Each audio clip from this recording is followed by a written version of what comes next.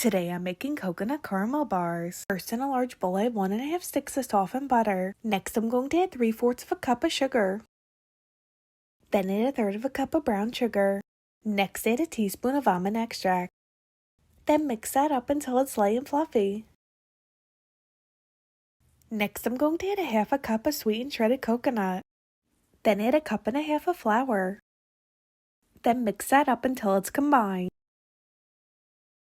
Next add 2 tablespoons of milk and mix that up until the dough forms. Now in a bowl I have 1 cup of caramels, then I'm going to add a splash of heavy cream and melt this. Now I lined an 8x8 pan. I'm going to add half of the coconut dough into the pan and press it in.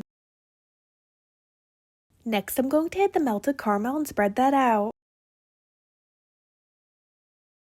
Next I'm going to sprinkle the rest of the coconut dough on top and then bake this at 350 for 30 minutes.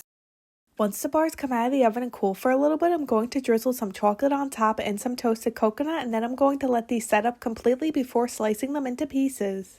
Here's a slice of the coconut caramel bars.